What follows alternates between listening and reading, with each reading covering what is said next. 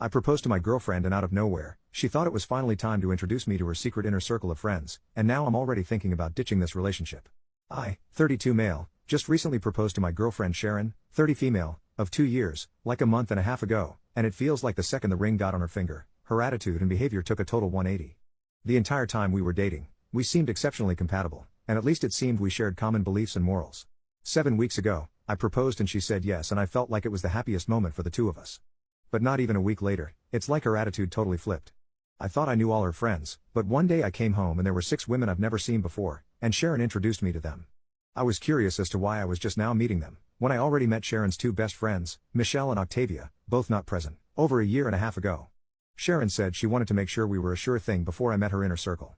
I found this strange, not to mention it was a weeknight and they were quickly draining my wine rack of wine. Sharon still had her own place, but she stayed with me so often that she practically lives here. I still found it really rude when they left, leaving behind 4 empty bottles. I tried to discuss with Sharon about having uninvited guests on weeknights, but she brushed off my concerns very casually.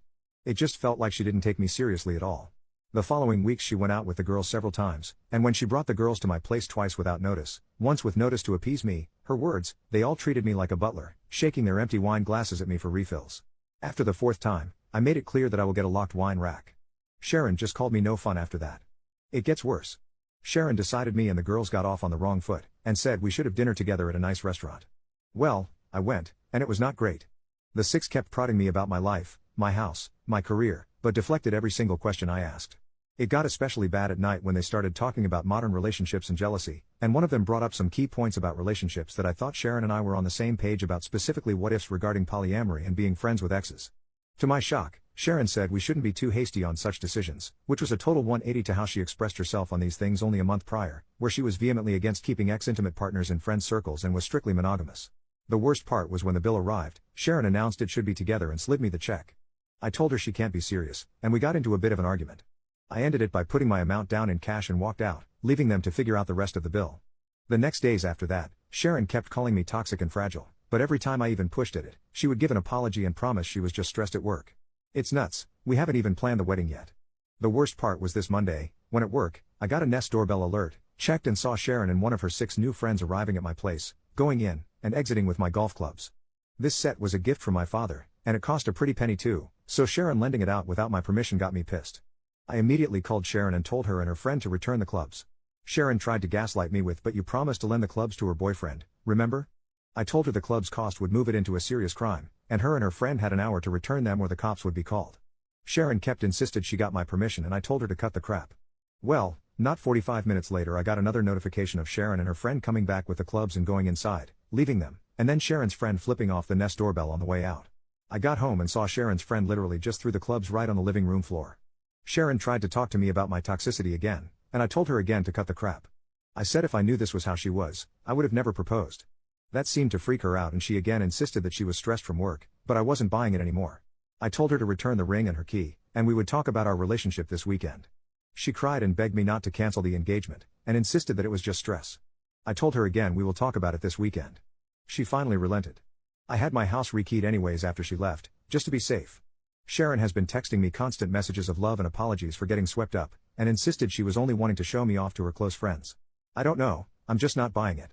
The same close friends have been sending me texts daily, calling me toxic and fragile again, saying they knew I wasn't man enough for Sharon or secure enough to share her with friends. A few of my friends that knew Sharon the entire 2 years we were dating were surprised and can't believe she turned hide this quick, and that there must be something missing, or that I am leaving something out. They say I must have said something to trigger her friends to act like this, and I had to have been the jerk somewhere along the process. I dunno, it's a lot to take from all directions right now. I feel like everyone is playing a prank on me or something. Literally, how does this happen? Update 2 days later, Sharon's been gone now for an hour. The breakup is official, I have the ring back. I did talk to Michelle via Facebook and Michelle said her and Octavia were cousins of Sharon, and Michelle also said she knew the 6 and didn't care for them. Michelle didn't say much more than that. I did meet Sharon's parents, and they both seemed to like me, and the topic of Michelle and Octavia never came up around them. None of our finances were intermingled, yet, but it was planned for later this month, which won't ever happen now. I invited 3 of our mutual friends, Casey, John, and Mike, to be here when Sharon got here. Sharon showed up and was surprised to see we had company. I said they were here for both of our sakes. Sharon wanted to phone 3 of the 6 to come over to even things out and I refused, and I used the club theft as a reason. Sharon sat on the couch very dramatically and then asked if I really wanted to make this public. I outright asked why she changed so much after the engagement, and why she hid the existence of the six. Sharon then went in again about how she insulates her inner circle until a partner is vetted. I called bull crap. I met her parents. What's more inner circle than your parents? Sharon tried to deflect, but I wouldn't have it. I pointed out how for the last month, her friends dropping by cost me nearly $500 in wine, which she by the way made no attempt to reimburse. I also pointed out her trying to make me pay an 8-person dinner bill without asking me first.